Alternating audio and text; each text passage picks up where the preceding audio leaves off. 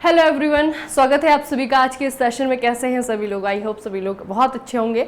अभी बच्चे RRB JEE 2024 की सारी जो प्रोसेस है वो खत्म हो चुकी है। ठीक है, तो जो नए बच्चे हैं या फिर जिनको लगता है कि एग्ज़ाम अच्छा नहीं हुआ है, मुझे दोबारा से ट्राई करना है, या फिर जो CBT 1 में रह गए हैं, तो आप लोगों को बच्चे 2025 की तैयारी करनी है। तो उसके लिए कंप्लीट गाइडेंस जो है आपको दी जा रही है। अगर आप खुद से तैयारी कर रहे हैं तभी भी, और अगर आप किसी के सानिध्य में तैयारी करें, किसी के गाइडेंस में तैयारी कर रहे हैं तभी भी। ठीक है, तो बच्चे इससे पहले जो है मैंने आपको हिस्ट्री का एनालिसिस करके बताया था कि ये चीज़ें आपको पढ़नी है, ये चीज़ें आपको नहीं पढ़नी है, इन चीज़ों पे आपको थोड़ा सा ज़्यादा जोर देना है। ठीक है, तो बेसिकली जो हमारा जो जनरल अवेयरनेस वाला जो पोर्शन है या फिर जीके वाला जो पोर्शन है वो हमारे लिए बहुत आसान हो जाता है अगर हम चीज़ों को सेग्रीगेट कर पा रहे हैं कि ये चीज़ हमारे लिए इंपॉर्टेंट है, ये चीज़ हमारे लिए इंपॉर्टेंट नहीं है। ठीक है, तो इसीलिए जो है बच्चे ये आपकी सीरीज मैंने आपके लिए स्टार्ट की है, ताकि जब आप जीके पढ़ने जाएं, हिस्ट्री पढ़ने जाएं, पॉलिटी पढ़ने जाएं, तो मन में ये कंफ्यूजन ना रहे कि मुझे क्या पढ़ना है, किस चीज पे मुझे ज्यादा फोकस करना है। ठीक है, तो उसी के लिए जो है आपकी सीरीज चलाई है,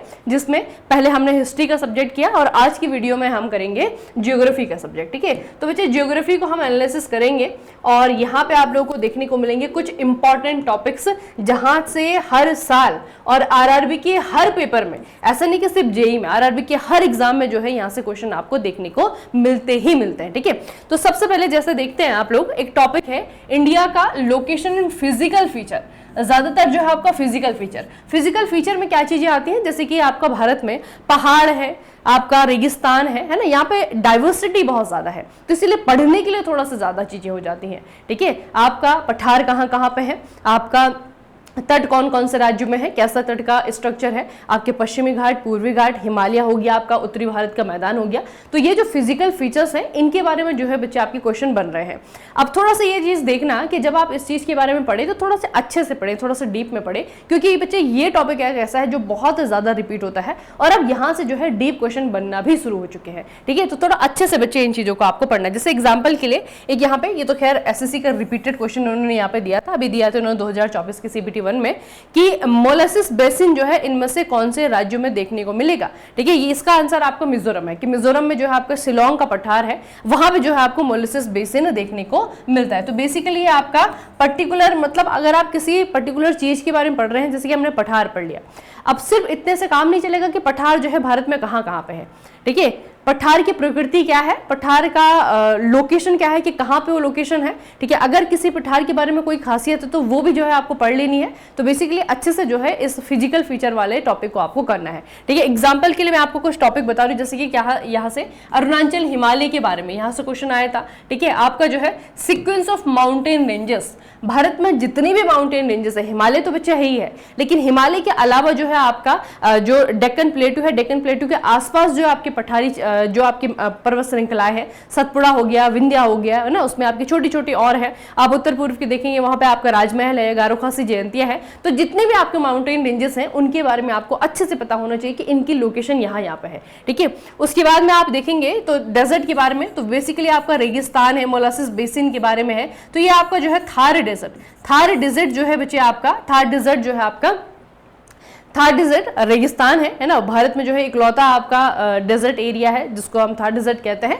तो यहाँ से भी जो है आपका क्वेश्चन बना है। ठीक है, तो इस तरीके से ये तो खैर ये नहीं कि बस इन्हीं चीजों के बारे में पढ़ना है, लेकिन फिजिकल फीचर जो एज अ होल लेसन जो आपका है भारत के भूगोल के अंदर, वो पूरा का पूरा आपको कंप्लीटली पढ़ना है बच्चे। और NCERT से पढ़ेंगे तो ज्यादा बेहतर होगा, क्योंकि वहाँ पे चीजें जो है बहुत अच्छे से क्लियर की हुई है। ठीक है, वहां से जो है आपका, और NCERT बच्चे जो आपका 6 से लेकर के 12 तक का जो सिलेबस है ना, वहां तक जहां पे आपको फिजिकल फीचर्स आता है, जो आपके फैक्ट दिए हुए हैं वो आप लोग देखना, क्वेश्चन जो है आपका वहां से आता है। ठीक है, तो ये चीजें जो है आपको फिजिकल फीचर्स पे थोड़ा सा फोकस करना है और चीजों को यहाँ पे पढ़ना है। उसके बाद में बच्चे आपका आया था ड्रेनेज सिस्टम, बहुत इंपॉर्टेंट आपका टॉपिक है ड्रेनेज सिस्टम। यहाँ से भी डेफिनेटली जो है क्वेश्चन आपका बनता है, और जैसे जैसे आपका टाइम बीत रहा है तो क्वेश्चन जो है यहाँ से आपके डिफिकल्ट होना स्टार्ट हो रहे हैं। ठीक है, तो ड्रेनेज सिस्टम के बारे में, जैसे कि आपको बच्चे, हाँ, ड्रेनेज सिस्टम में एक और चीज याद रखना कि जब हम ड्रेनेज सिस्टम की बात करते हैं तो सिर्फ नदियों के बारे में बात नहीं करते हैं।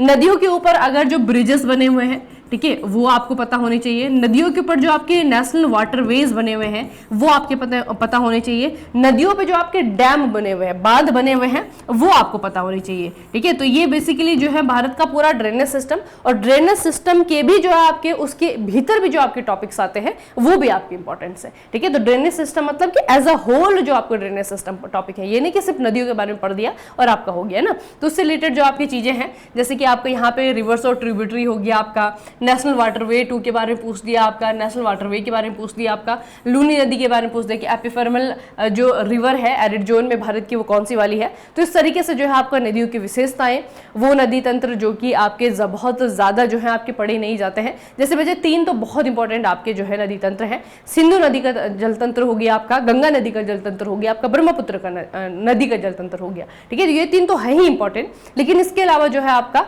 जैसे राजस्थान की नदियों के बारे में हो गया, दक्षिण भारत की नदियों के बारे में हो गया, जो पश्चिम की तरफ नदियां गिरती हैं, नर्मदा हो गई, ताप्ती हो गई, इनके बारे में हो गया। तो बेसिकली जो है पूरे ही जो टॉपिक है उसको आपको कवर करना है। ठीक है, ये हो गया आपका भारत का भूगोल से अगला टॉपिक।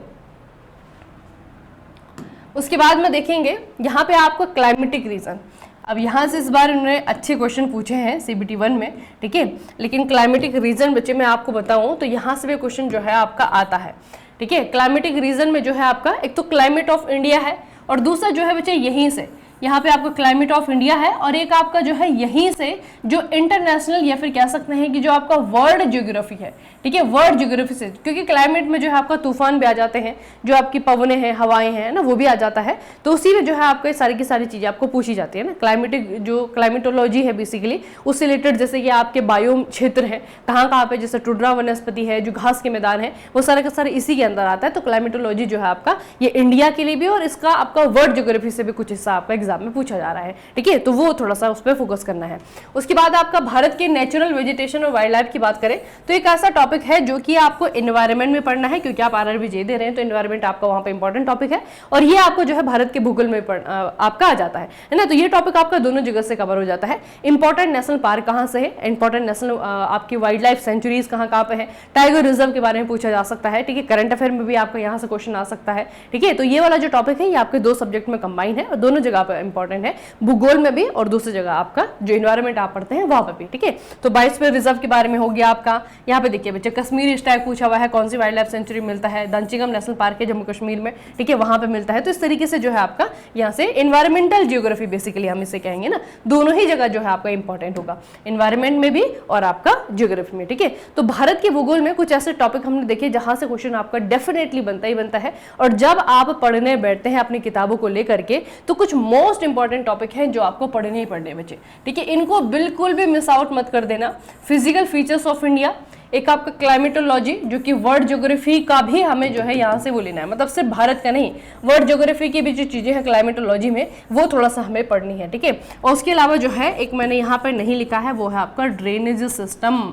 बहुत अच्छे से बच्चे आपका ड्रेनेज सिस्टम जो है आपको पढ़ लेना है, इसको बिल्कुल भी नहीं छोड़ना है। जब मैं मोस्ट इंपॉर्टेंट टॉपिक कहते हो तो मोस्ट इंपॉर्टेंट टॉपिक का मतलब ये नहीं कि सिर्फ इन्हें ही पढ़ करके हो जाएंगे आप पास, ये वो टॉपिक है जिनको पढ़ना ही पढ़ना है, जहां से क्वेश्चन आपका आना ही आना है। ठीक है, वो वाले टॉपिक जो है मैं आपको बताती हूँ। ठीक है, तो यहाँ पे बच्चे आपका ज्योग्राफी का एनालिसिस समाप्त हुआ, और अगर आप हमारे साथ में मिलकर के तैयारी करना चाहते हैं, इन टॉपिक्स को जो है आप अच्छे से डिटेल में कवर करना चाहते हैं, बहुत सारी चीज़ों के साथ में कवर करना चाहते हैं, तो आपका लाइव कोर्स जो है RRB JEE CBT 1 RRB LP CBT 1 दोनों के लिए जो है आपका कॉम्बो कोर्स चल रहा है, जिसमें कि लाइव क्लासेस हो रही हैं आपकी GK की भी, आपके रीजनिंग मैथ्स की भी और आपकी साइंस की भी। ठीक है, तो तीनों की ही जो है क्लासेस आपकी चल रही हैं।